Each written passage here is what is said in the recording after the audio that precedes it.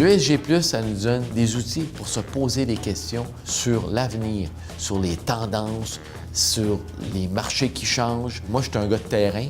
Je dis toujours les affaires, c'est 1 % de stratégie puis 99 % d'exécution. L'ESG forme des gens d'action et des décideurs efficaces. Faire de l'argent, c'est pas compliqué. Avoir une job que quand tu te lèves le matin, tu as hâte d'y aller, ça, c'est plus compliqué. Fait que pour moi, ça me disait, faut que tu retournes à l'école, tu as des choses à apprendre. La majorité des gens avec lesquels je travaillais à Google, ils cherchent toujours à se développer parce qu'ils savent qu'ils vont avoir des meilleures solutions en se développant. Fait qu'ils sont assoiffés d'apprendre. Mes plus grands mentors, les gens qui ont eu des grandes influences sur moi, ça a été mes professeurs d'école. Je me souviens, moi, il y a une parole que mon grand-père m'a dit souvent.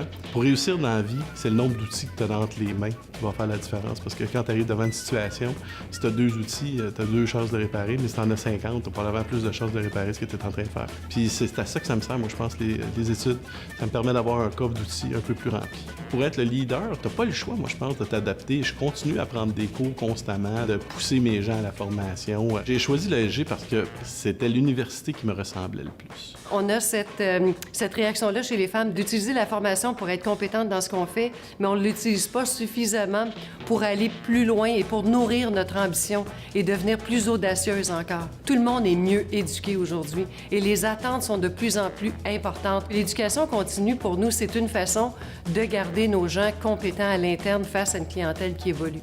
À chaque année, quand on regarde l'entreprise, il faut toujours se dire qu'on est capable de faire mieux. Il faut toujours essayer d'aller chercher de nouvelles idées. Et surprenamment, on en trouve toujours. Fait que chez nous, de rechallenger le modèle d'affaires, de revoir pour être encore plus performant, bien, ça fait partie de notre façon de faire. Et peu importe d'où tu viens ou ce que tu dois faire, tu n'as pas le choix de continuer perpétuellement à te renouveler, à te former. L'université nous permet d'aller chercher justement ce qui se passe à la fine pointe. Ça vient nous aider à être beaucoup plus flexibles, beaucoup plus ouverts, attentifs à ce qui se passe ailleurs. Quand on retourne aux études, après 10 ans, j'avais 2 jeunes enfants, donc beaucoup de sacrifices, mais un retour sur l'investissement assez important. Innover, c'est être en contrôle de son avenir. C'est ça la clé.